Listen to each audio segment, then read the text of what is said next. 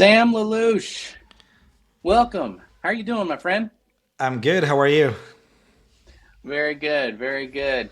Sam is the founder and the owner of Opus One IO, which is a music school software, which I think is taking the industry by storm, quite frankly, dominating the industry. Yeah, I've on the way there. predicted last year, I predicted last year you're going to be the leader in the industry in the next few years, which you're probably already close to that. I think, yeah, we're Um, definitely on the way. we've had some really fun conversations, and every time we get on, we're debating something or we're talking about something with our businesses. Sam, you have tell us a little bit about your schools and where you're from and Yeah, all very that. quickly. Yeah. So I'm also a music school owner, right? I'm a music school owner, as you know.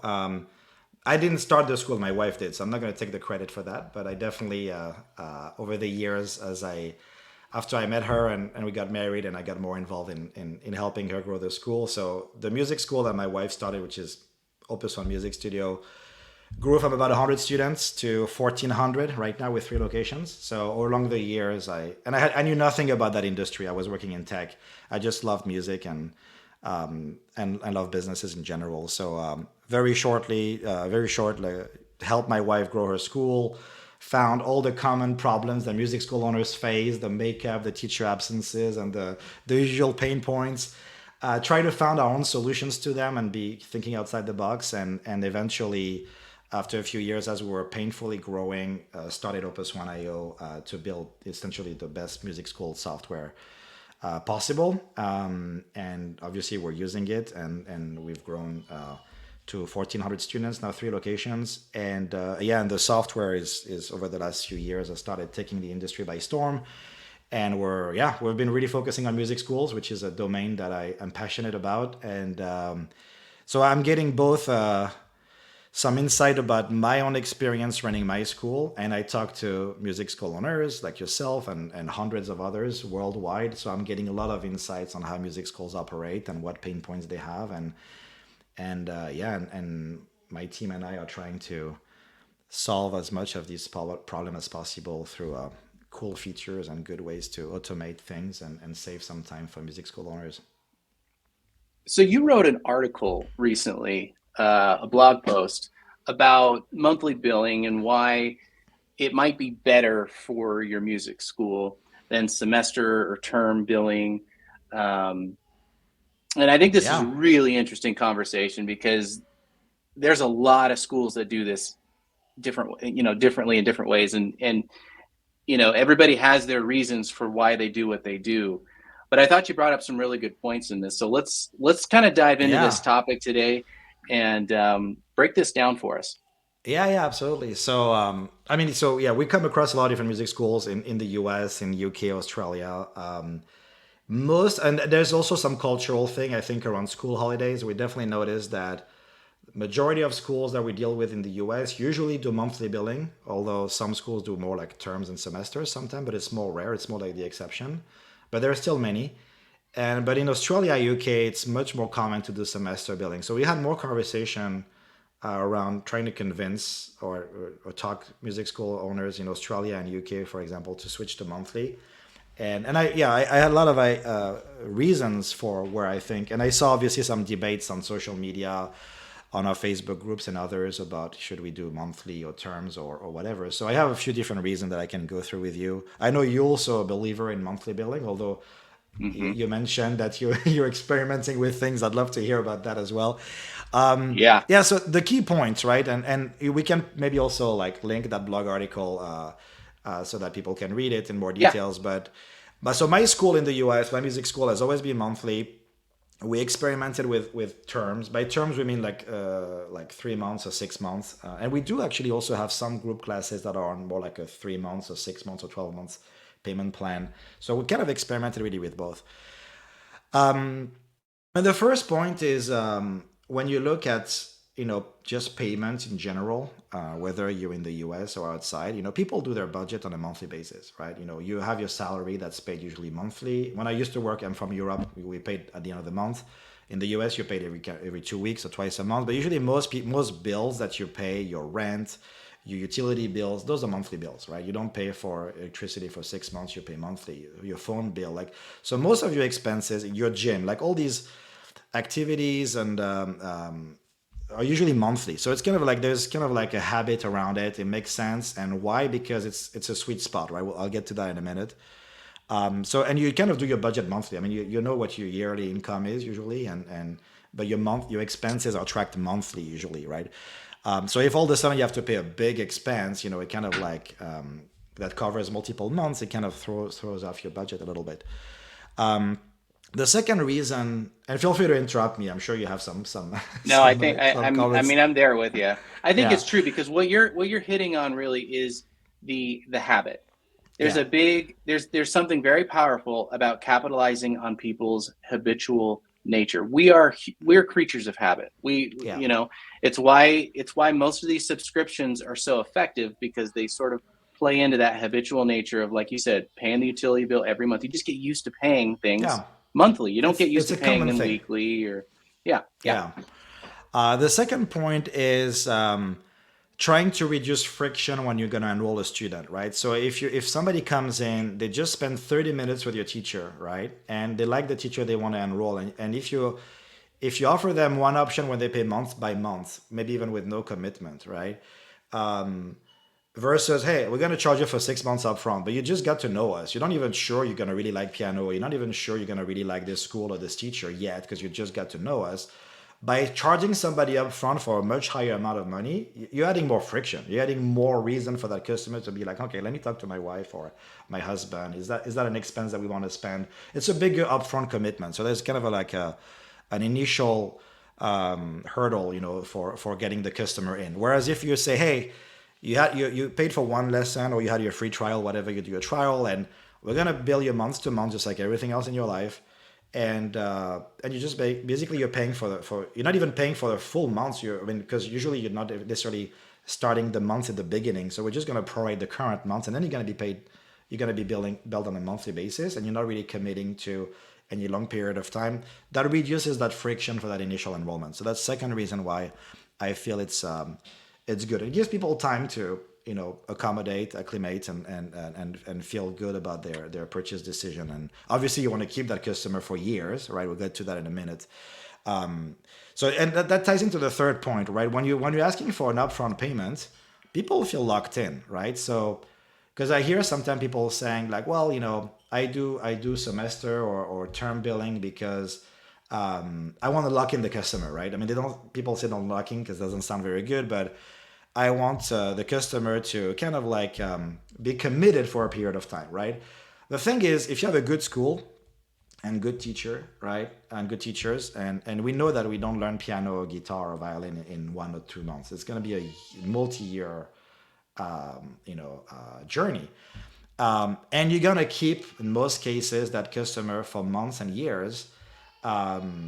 But doesn't you don't have to lock them in, right? People don't like to be locked in, right? People don't like to come in and feel like, okay, I'm gonna pay for 6 months, and then if my kid doesn't like piano, I can't stop or I can't switch instrument because I paid for.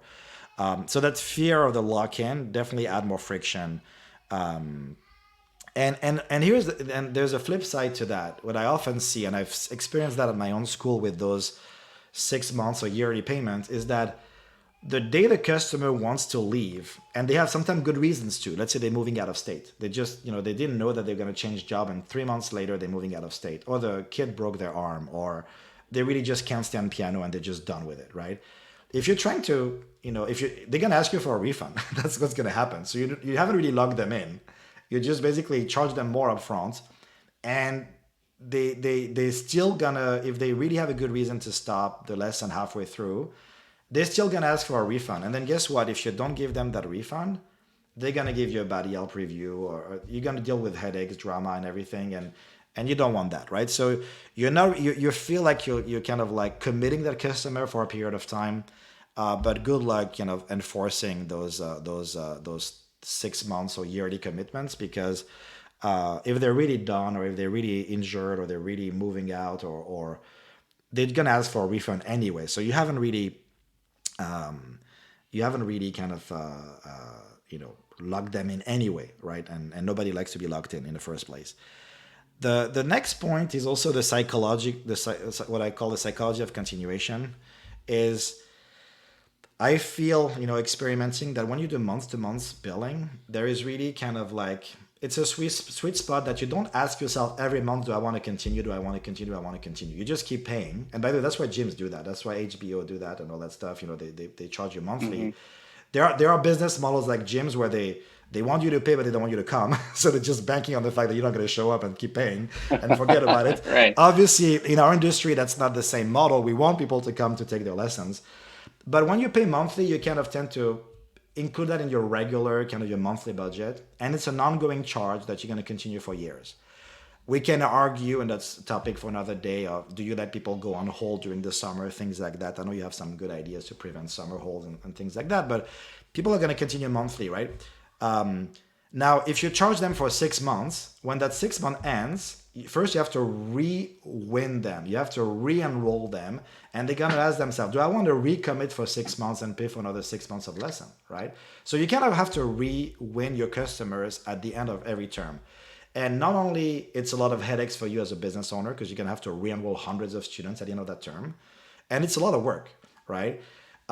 And these customers are going to ask themselves, okay, do we want to sign up for another 6 months, right? So it's a point where they reevaluate things, right? Whereas if you just have them on a monthly plan, they're just going to keep paying for months and stay for years and not reevaluate that decision at that critical moment where they have to recommit for a period of time, right? Hmm. Does that make sense? Do you agree with those so far?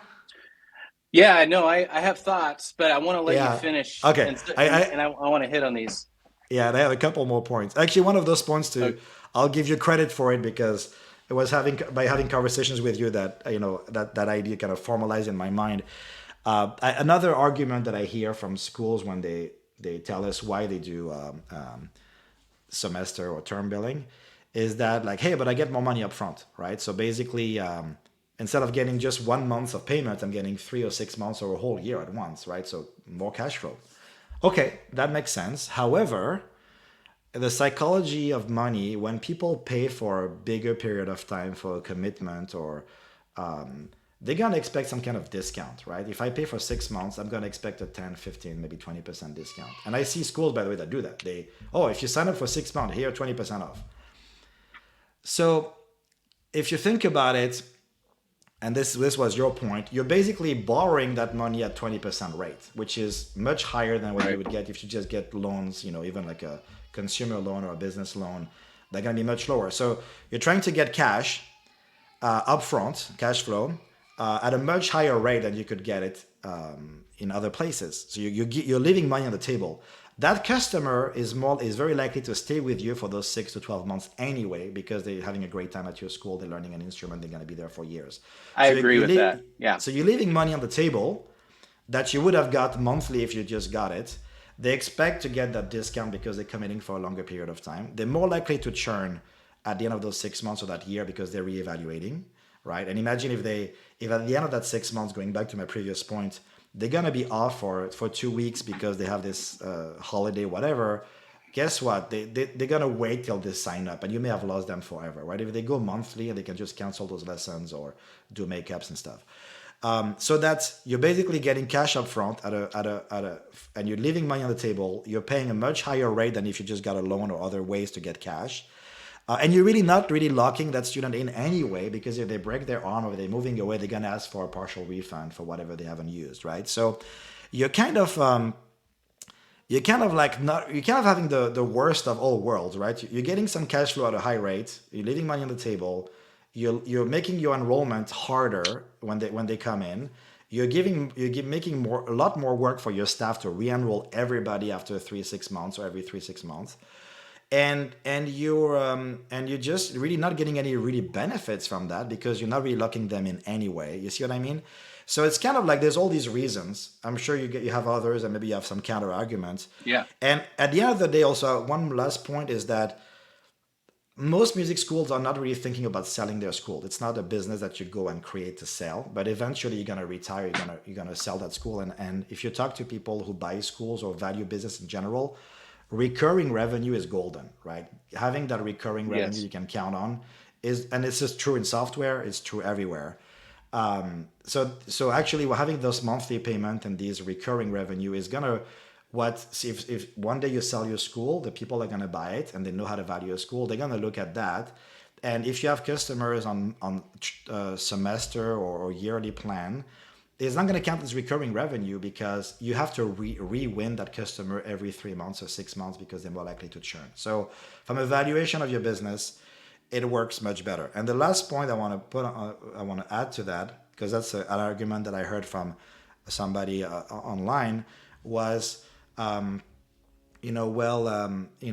sometimes, for my my HBO subscription or whatever, I sometimes commit to 6 months, or they offer me a 6 month plan, right? So we, as business owners, we see all these other consumer services where they offer you that 6 months or that whatever, and we think, oh, I should do the same thing because I'm just going to do what everybody else does. But the big difference is that we have a very sticky business, right? A music school is a sticky business. If you have good teachers, people are going to stay with you for years. They're not gonna go away unless you have a good reason to. Whereas HBO doesn't necessarily have a very good sticky business. You're gonna watch Game of Thrones and you're done with it. You don't want to pay monthly because you binge watching the Right. shows you like. So they're trying to lock you in, for a year, and then they give you a discount for that, right? So, but as a music school, you want to keep that monthly payment. You don't need to leave money on the table. You have a sticky product. You have great teachers. Learning an instrument is going to take years. Most of your students will stay for years. Those who are going to drop are going to drop anyway because after 3 months they just can't take piano anymore, or soccer is too busy, they just don't have time. They're going to drop anyway. So I see almost no reason to do like a yearly payment or a 6 month payment, at least in the majority of music school businesses where you're going to have private lessons and even maybe ongoing group classes. Does that make sense? I think Yeah, I hit on all the points. Maybe you I did. forgot one, but No, I think you explained that really well, and it goes along with your uh, with your article. No, all great points. And honestly, I mean, I agree with everything that you said. I'm I mean, we were talking a little bit before this, and I was telling you that I'm experimenting with annual payments. yeah, And the reason I am, at the end of the day, this is all about retention to me. It's all about retention. So let me explain. yeah. I want to hear I your ideas because you have a lot of very interesting ideas around retention that I'd love to hear about. And, Yeah, and yeah. So here's what I've found in our industry in general. The average student monthly drop rate is between 5 and 10%. That means that for every 100 students, you're dropping 5 to 10 students a month. And it depends on the size of your school. Like I find that, as schools get a little bit bigger, they start dealing with more churn issues, um, because everyone likes to focus on marketing, and chasing after that new student is so much more exciting than just keeping the one you got, right? Even though it's a whole heck of a lot cheaper to keep the ones you got than it is to go get new ones. But this is kind of what I'm drilling down to, because again, I agree with everything that you said. However, if you look at the math, yes, our industry is sticky, but if you're dropping between 5 and 10% of students per month, which pretty much that's where everybody is, right? If you're doing better, you're closer to 5%. If you're doing really well, you're below 5%. You're like you're, at talk, you're talking 4%. on average because obviously there's going to be more seasonality, right? We're going to hit I'm more talking on an students just annual basis. Yeah, we're talking average. annual, right? Right. Everything's annual Because you're here. gonna have I'm more going to talk drops about in annual. June, right? You're gonna have Of more drops course. in Yeah, June or around like of course. You're going to be December closer to the and the 10% yeah. in June and in July, or whatever the months are for you that are the big drop months. For me, it's June. I know for some people it's May, whatever it is. But like, whatever your big drop month is, that's going to make your numbers kind of go higher. But as you look at it, the whole average for the whole year, you should be closer to 5%. You really should be below 5% per month. That's where you should be if you want this thing to really be profitable. I mean, and honestly, every percentage point makes a humongous difference to the bottom line. But that's Mhm. another point. Uh, but what I want to drill down here is that this is a math equation. That's what this is at the end of the day. So if I'm dropping, let's just say I'm doing really good and I'm at 5% per month. That means that after an entire year of churn, and again, I agree, this is a sticky business. 95% a month is good, right? That's what we're keeping. But that still means that after a year, I've lost about 20% of my business to churn, Right. right? And So you need to keep up if new students and trials and marketing exactly, so expense to then keep so up then with the that churn. Yeah. exactly. So there's a 20% cost to churn on the one hand. Then on the other hand, there's the cost of acquiring a new customer. Now, you got to know what that number is. Everybody has a different number. Some people are like, well, I don't spend anything on advertising. And some people are like, I spend a lot of money on advertising. So wherever you fall on that Yeah. spectrum, Every customer there's a that brings in your dollar amount. studio, yeah, has a cost. There's a dollar amount. Now for me, it's between $200 and $300. Every time I sign Yeah. up a new student, that's the dollar amount that I have to pay. So Yeah. if I want to get 10 new students, I'm spending about 200 or $2,500. If I want to Yeah. get, And you you know do the the math, right? funny thing is a lot of people don't realize that. And sometimes, even my own teacher or my own staff didn't realize, and like, oh, we lost this trial. And they think it's not a big deal. Well, like, it is a big deal. That trial cost me $300. That's actually Yeah. quite a lot of money. And so yeah, I mean, it's funny because as business owners, we start looking at these metrics. A lot of business owners don't, to your point, and Yeah. they should, right? Yeah. But even teachers Yeah. don't realize, oh, it's just a trial. I was late. It's not a big deal. No, it's a big deal. We lost a customer, and the cost of opportunity is that customer cost me $300 to get him to walk through the door Yes. and take a trial. And if that customer had signed up, the lifetime value of that customer could be maybe $10,000, right? So we just lost $10,000, right? It's a big deal Yeah. that you showed up late for that trial. So anyway, that's funny. I Yes. thought I would bring that up because teachers are artists. They don't really realize the business aspect of No. things, and business owners don't even realize. And if you start looking at it that way, that trial that you mishandled, or that maybe your staff wasn't ready, or the teacher was late, and that you lost, costs you money and a cost of opportunity that's a magnitude higher than just the $300 you lost in ad spend for that customer to come in. Anyway, sorry to cut you off, but Exactly. No, you're exactly right. But what I'm trying to paint is that it's a double hit. Churn hits us twice. It hits us on the fact that we're losing the revenue, and it hits us on the other end of having to replace the person with bringing a new one in. So we're spending money twice to replace that. So retention matters a lot as it relates to our bottom line. Okay. Now, here's what I'm experimenting with. And again, I'm not saying that I'm totally sold on this idea. I'm just saying that I am following the math. And at the end of the day, if we don't follow yeah, the math, we lose so money. far, you made a good point, but I still don't see where you're going with this because I agree Okay, with you okay, on okay. everything So you said. let me finish my thought. Are you saying If that I by get locking somebody, in the okay, customer, you get a higher retention overall? yes, number one, yes, we do. Okay. And I agree that there's going to be those one-offs where they're going to be like, I want a refund and whatever. We deal with them. But we deal with those people anyways. Like we have people that don't want to abide by our policies, or they want a refund or whatever. It's like, whatever, give it to them and move on. So yes, you're going to have those one-offs where it's like, yeah, we're 6 months in and we don't want it. You can deal with them however you want to deal with it. You can give them a partial refund. You can have them. I mean, we have a lot of different things that we do actually. Yeah.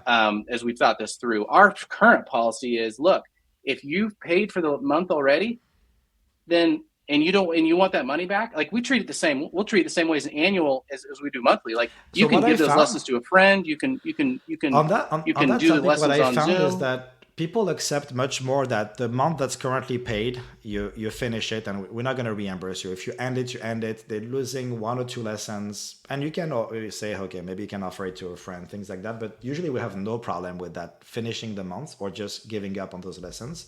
But I have a because we do that yearly payment on some of our group classes, and I would say almost 90% plus. If they drop halfway through, they're gonna ask for a refund. So I wouldn't call it a one-off, at least in my experience. You'd say Basically, 90%. yeah. I mean, I don't have an exact figure, but I would say the huge majority, if they paid for a period of time, like 3 or 6 months, Mm-hmm, and they stop before, they're gonna mm-hmm. ask for at least a prorated refund for what they haven't used. If it's more than a month, if it's a month, the current month, okay, you paid for that month, they usually, even if they can't make the last lesson because they're moving out or whatever, it's usually never Sure. an issue. Now there's this whole discussion about enforcing a 30-day policy for dropping. That's the that for Yeah, yeah, yeah, withdrawing. yeah. I However argue with you my do own it. wife on that topic, and I have a lot of thoughts on that. Yeah. But I mean, at that's the a end of the different day, if topic. somebody wants out, They here's want my out. philosophy. If somebody wants out, let them out. They're Exactly, not because worth it. They're not worth it. our single biggest, I'm just going to say that on that topic, the 30-day policy for withdrawing, we have it actually. We lower it to 14 days, by the way, but my staff does not enforce it. Maybe I should not say it on the podcast if my customers hear it, but because what we found is like, you know, it was our single largest source of headaches and bad Yelp reviews. Once we stop enforcing that 14-day withdrawal policy and we just let people, like, again, if you the current month you paid for it, you finish it or not, we don't care, but we're not reimbursing the current month. But we're not going to force you to pay for an extra month if you're moving out of state or you broke your arm or you're really done with piano. And since we stopped enforcing that 14-day or 30-day withdrawal, we have barely any ever escalation, any complaint, very lot less, or practically almost no bad Yelp reviews. And this is something I know, like a lot of business owners I talk to like feel strongly about it. Yeah, the teacher have a plan and have they block their time for that student. If they withdraw, they need to give us enough notice. My belief is let it go. Just let them go. Don't force. Right. Nobody wants to pay for an extra month that they're not going to use. One lesson or We two to finish the month, I found is never an issue, but forcing them to pay 2 or 3 or 4 lessons extra that they're not going to take, like same thing, 90% drama, customer really upset, and they're leaving with a bad taste in their mouth. They're not going to tell their friends they enjoyed their experience and maybe they were happy with you for 5 years, and they would likely to give you a bad Yelp review. And guess what? Also, those drama. That's something I also talked about in the blog article. They wear your staff. I found out that I was having a lot of Yeah, they churn in my do. staff because if all they do all day long is dealing with angry people that ask for a refund and you're trying to make them enforce a policy that's hard to enforce, you wear out your staff and your admin staff, and guess what? They're gonna churn, and that costs you a lot more to get new staff trained and hired, and then the new staff will make mistakes. So we have a much higher retention of our own admin staff since we let go certain points that we were trying to enforce before. And overall, it's much healthier, and we're scaling and a Hmm. lot less headaches. We So do. that's We my basically do a experience. very we do a variation of what you just said. So we do enforce it unless there's friction. If there's friction, then we escalate it up to the manager and we let him go. Like Yeah, we yeah. don't fight it. But we do enforce it, and I've found that by enforcing it, we get about 80% to You comply. still But okay? then there's about Interesting. 20% that are they're prickly about it, and we're I like, fine, you can I leave. tried the same thing, by the way, because we went through different kind of like of strength of enforcement. Let's just say that. Yeah. And we found that by just trying to enforce it, the response were very defensive and aggressive. Like, you're gonna force me to pay for another month? This is insane. I would say, well, you signed the terms and conditions. When you signed up, like, I don't care. I'm not gonna pay for another month. And then, okay, then we back off, right? But still, you're Hmm. already kind of like, they're going with it, like, can you believe they tried to charge me for another month that I was gonna take? Even though, of course, they signed off on it, when they signed up, right? So yeah, I mean, I think we're not even enforcing it because we found that was just creating drama and more back and forth. And anyways, just my experience. Yeah, yeah, yeah. No, I mean that's good. That's good feedback. I try. I don't. I'm not involved in those phone calls either. That's the other thing. So I go based off of the feedback that my staff gives me, and Right. because I don't want to ride those emotional ups and downs. With parents being upset and all that kind of thing. Um, but to me, it's all data driven. It has to be. So kind of coming back to what I was saying about the annual payment option versus the monthly payment option. Yeah. I'm, I I'm actually curious. think I actually think that you pay out a lot. We all, as an industry, are paying out a lot more than we realize every month in retention, or I should say churn, Hmm. costs.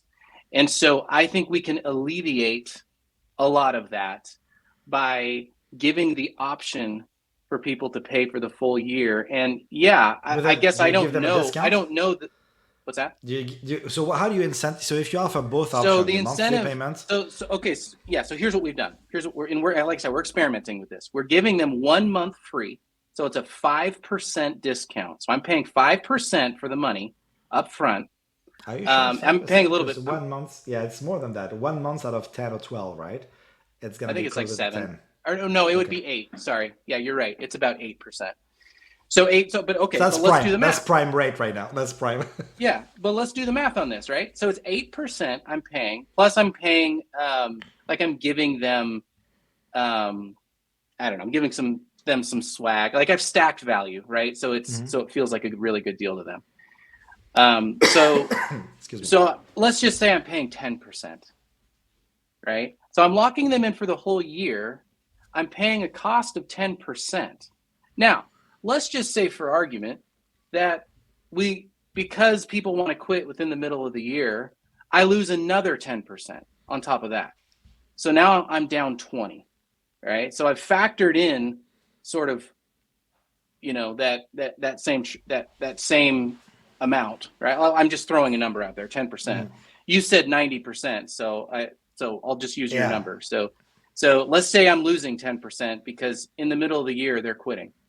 Well, I'm still at 20% churn, which is what I'm at right now at a 5% drop rate every single month, right? So like by dropping every single month at 5%, I'm at 20% churn a year, right? Plus Yeah. I'm having to spend to replace those people.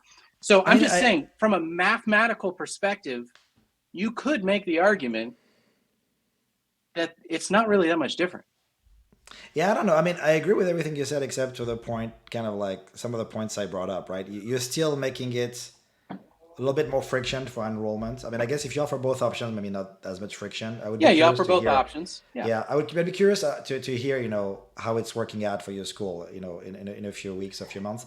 And I guess there's also logistical issues, which is, um, if not everybody starts in September, right, or August, whatever you start the year, No, right, no, they the can start school whenever year. they So, want. That's the way we're so doing it. They can start right, whenever they want. but then they're Here's gonna have another thing. summer in between and other things. Yeah, Right. So here's another thing to think about. Yeah, we're solving the summer issue right away, right? I mean, they're already paid. They're already paid for it.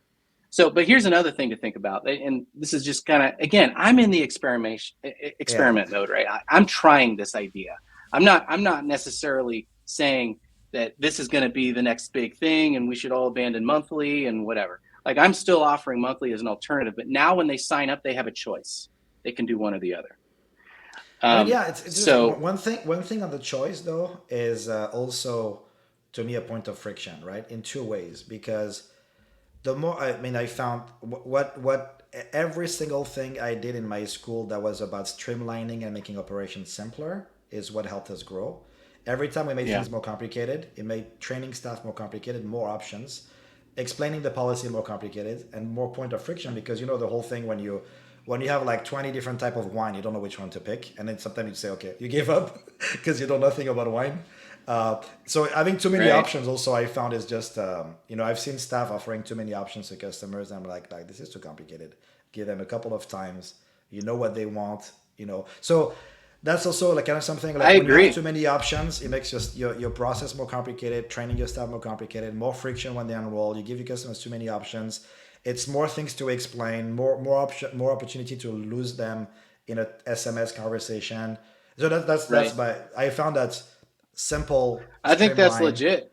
Yeah, Yeah, I know. I agree. I agree. And I think that the data just will play out, right? Like we'll, yeah. we'll we'll find out if this idea I mean, works it's or good. not. So It's good far, to we're it's good to experiment, right? I mean, and again, yeah, I mean, we're not in the same exact, geographical location. I mean, markets are going to be different. I'm not right. saying the way I do things is the ultimate way. Um, it's good to experiment. I mean, at least for us, we experimented with. We've been monthly always for private lessons, but we've done also group where we have the yearly payment, or the 3 months payment, and we've seen what I told you, right? The 90% they're gonna stop halfway through and ask for a refund, and those dramas and stuff that we kind of stopped, dealing with, and because we didn't want I to. think part of what you're dealing with that though, if I could speak to that 90%, I think part of that is that you were doing group lessons, and I'm not a big fan of group. I think so. We're talking about retention rates for private lessons. Right, That's right, right. 5 to 10%. Yeah, I don't think that's the we've retention rate for experimented. group lessons. Yeah, we've experimented with. Actually, our retention rate for group is actually pretty good too. But I mean, by the way, only 10% of our business is group, right? I'm a firm believer that, Oh, I didn't know that. yeah, I mean, I found that group lessons are a great way to get to funnel beginners in, right? Because when they're Hmm. very young, sometimes they want something more playful in a group and in a group setting. Because also their attention span is going to be a little bit over the place. They're going to run around the carpet and stuff, and so we do 3 to 5 or 3 to 6 year old group classes for beginners, and that funnels in beginners and then continue to private. And so 90% of our business and our profit comes from the private and recurring business. The group classes are Yeah. just to me, I almost like in my marketing budget. It's a good way to get beginners Yeah. in. But yeah, 90%, and that's why we've experimented with I mean, and also it's also easier to make a point.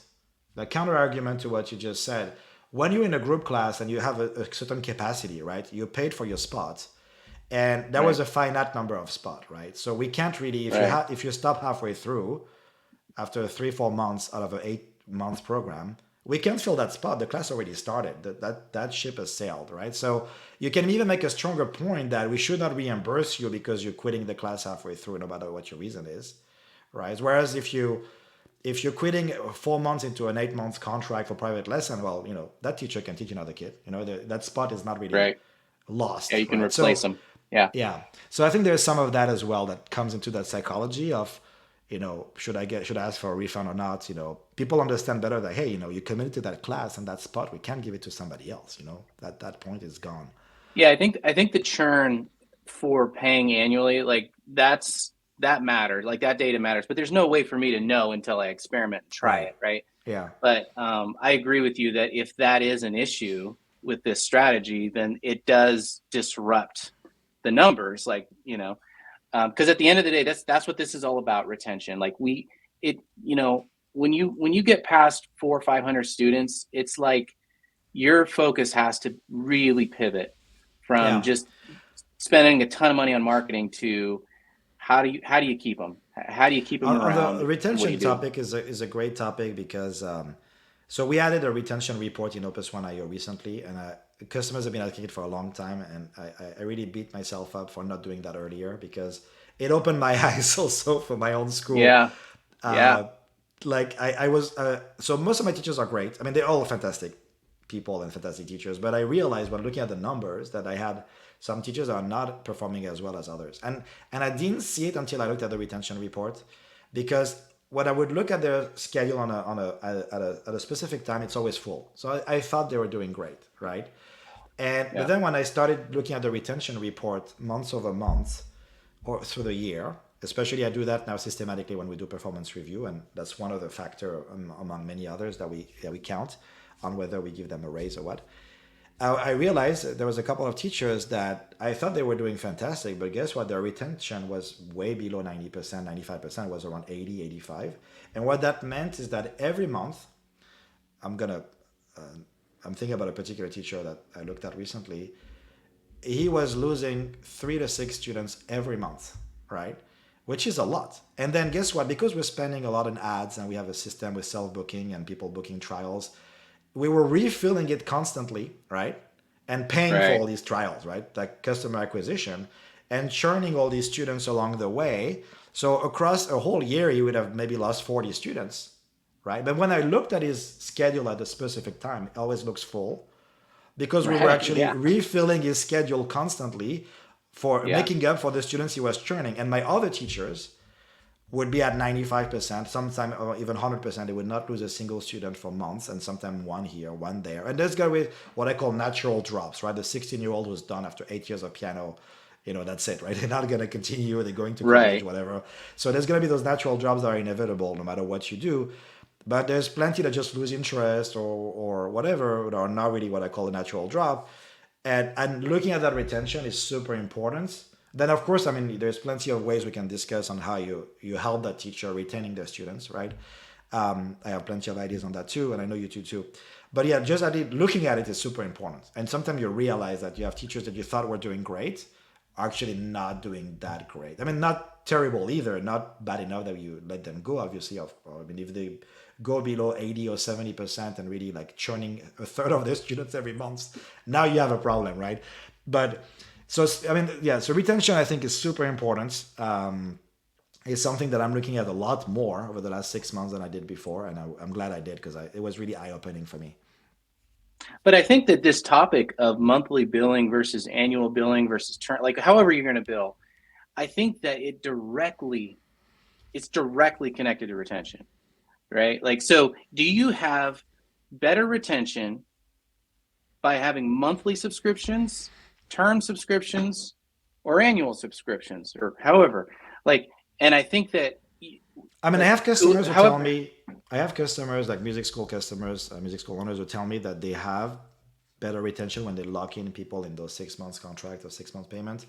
So I guess, maybe for some people it does work, but I doubt it a little bit because even including myself, sometimes, you make assumptions, right? You think, right? but you're not really looking at the numbers, right? You and I were talking You got about to it, look at the numbers. Yep. previously.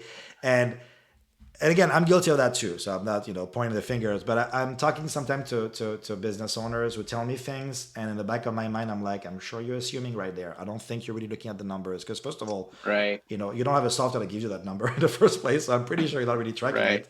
And so assumption is the biggest, mistake that people can make, and we always all guilty of making assumptions. And sometimes when you look at the numbers, you realize, well, what you assumed was wrong.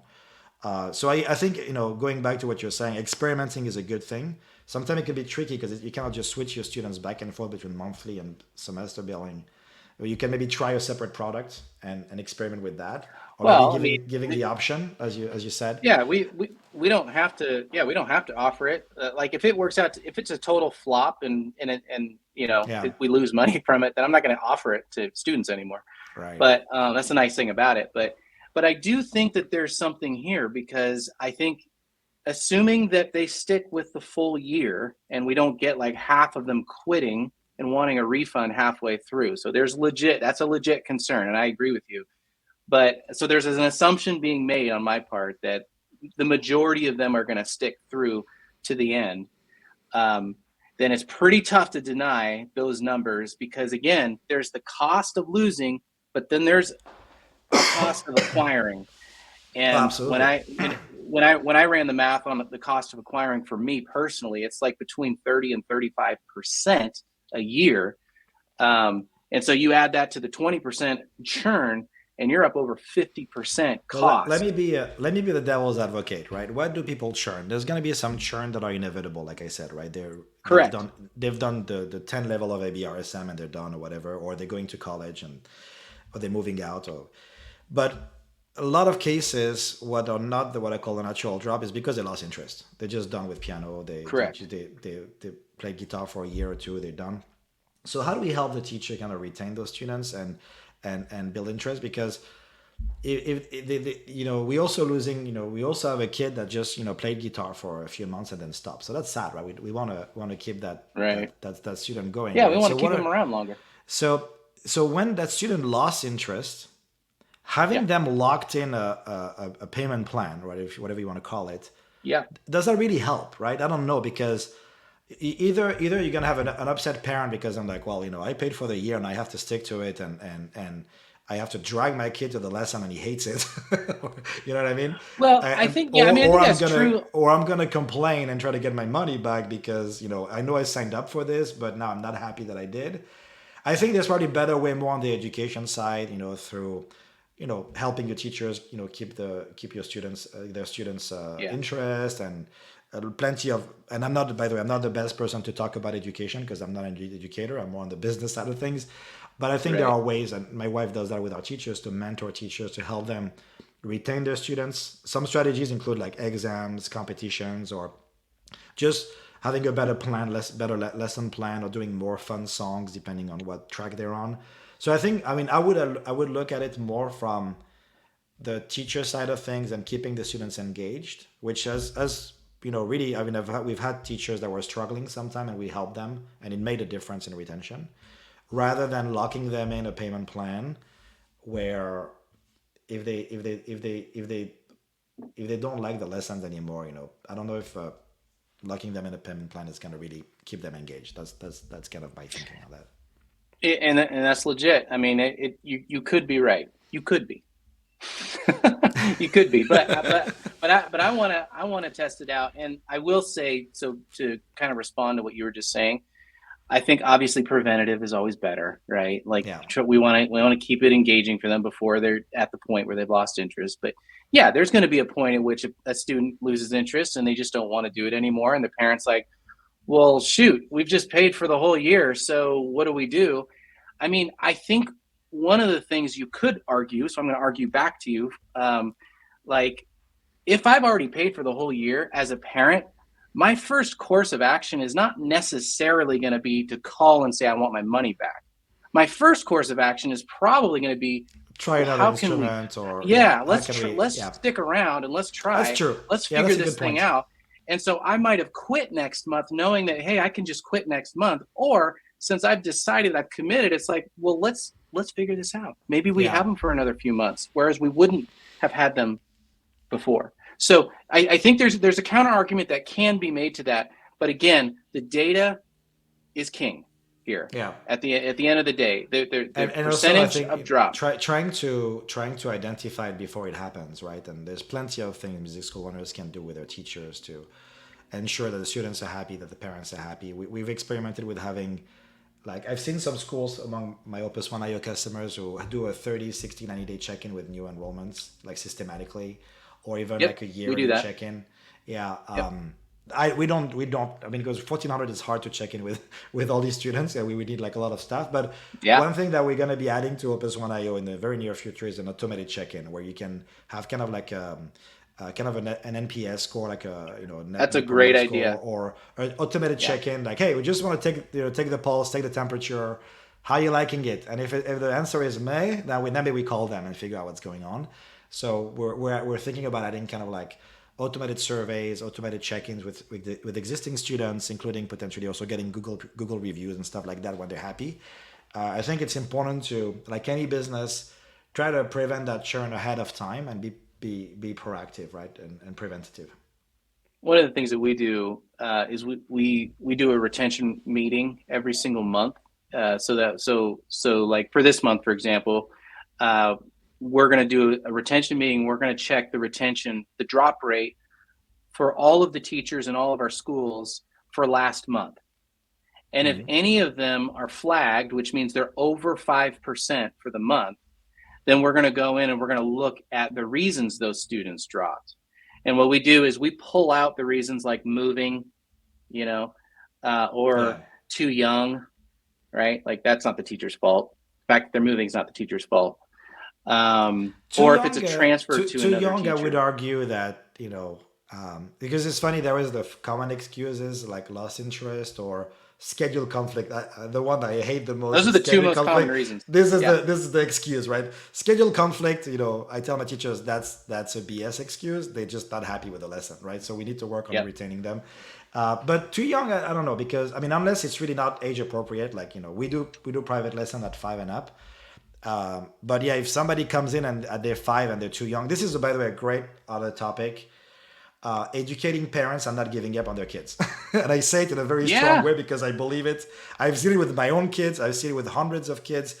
When I see parents giving up on their child after 2 or 3 lessons, I'm like, oh my God, why are you giving up on your child? They're a kid. Yeah. They're going to be distracted. They need the lesson even more to build that Right. focus. It's not because they were running around that they should stop music lessons. On the contrary, because the more they were running around, the more they need it. And don't give up. I mean, that's the whole episode that we should No, have. it's I'm trying true. to. But I will say for us, we don't do it like when I say too young, I'm saying the teacher is saying this student's too young. We've had Right, families, like one of our locations right. is in really high demand. And so we'll have parents call in and lie about how old their kids That, are. We that had a happens. parent call in and say their kid was 5 years old. The kid had barely turned 3. I mean, it was ridiculous, right? The teacher's like, what in the world is going on? Like, why is this kid in my studio? They're like, Yeah, this no, in that toddler, case, you it's know? it's legitimate. Yeah, yeah, And no, I so, totally yeah, get so it. there's times like that where kids are Right. legitimately too young. The teacher's like, we can't teach this kid. you know, Yeah, that's not the teacher's fault. And so we right. remove those from the equation. But then Makes sense. once we remove those drops from the teacher, then we'll relook at their retention for that month. And if it's still above that 5% drop rate, then what we do is we look back over the previous 2 months. And if they've consistently dropped more than 5% for 3 months in a row, that triggers a meeting. And then we Right. have a retention meeting with that teacher, in which Yeah. where we go and we have a bunch of we have a bunch of resources Yeah. that we give the I think teachers we're. like I'm to gonna do improve their something like retention. that too. I'm gonna do something like that too. Right now, we're Yeah, kind of because looking it's at a it big with the deal. performance reviews. Yeah. Yeah. Yeah, So right. For my school, we do that on the yearly performance and for new teachers. Teachers have been with us for years. Usually, the pattern is the same. They're doing great, and so. But yeah, the new teachers that start, yeah, definitely, I recommend a 30, 60, a 90-day check-in. Checking the trial conversion, checking the retention in that period of time is super important. And of course, even we sample customers and we call them to see how they like the teacher to make sure that's a good hire. That's super important as well. I will say on the annual payment, last point I'll make about that is there is a value in cash now, especially as an entrepreneur, right? Like you can take $100,000 today and make a lot more than $100,000 in a year from now than most people, right? Than Yes, than I know. than It's than, also a than an average liability, person. right? It's also a liability. If you talk to your Well, CPA, it's you of take a course it's lot a of money up liability, but I'm front, just right? And I mean, most small business are going to be on cash, right? And but you get a lot of cash in that you think you have, that maybe you invest it in your next location, and guess what? 30% of those students churn and need to reimburse that money. That could also put you in a bind. that no, I agree with you. I agree with you. But I'm just saying that from a fundamental conceptual standpoint, $100,000 today is worth a whole heck of a lot more to you than $100,000 spread out over the course of this year. Yeah, but I mean, again, you can make more money today. Like you can put it to work right? today. But that money has a cost, right? Of There's course it does. Yeah. you give a discount. We talked about it, And I think, but but I think the argument is the cost is less based on the figures that we've already talked about. The cost is less because you're locking it in now. Now, that's assuming that we don't have a bunch of churn, like people breaking contracts and stuff like that. Then, of course, the whole thing is like like that debunks the whole argument, right? Because then yeah, they're not really paying it up front; they're just like kind of giving it to you, and then they take it back. right, Um, exactly. so thus my experiment. So I will Yeah, I'd continue love to to hear. update you on this. Yeah, I'd love to hear the status, and I'd love to. I don't know where we're gonna publish this, but I'd love to see comments from other music school owners about Yeah, their I know. Yeah, experience, and if if you're they watching really this, measured it. Yeah, if you're watching this and you yeah, tried this different approach, would love to hear your feedback. Maybe I can be proven wrong. I don't know. I'll update my and blog and article. and don't give And by the way, like I did actually just one more point on because, like I said, we have many customers, mostly in Australia and UK, that because US is mostly monthly actually, but we've seen a few semester and terms. But yeah. we've kind of convinced or talked several schools, some in the US, some in Australia, to switch to monthly. And as far as I understand, after talking to them a year later, they were much happier actually, and they felt that it was Sure. working out for them. So I just want to point that out as well.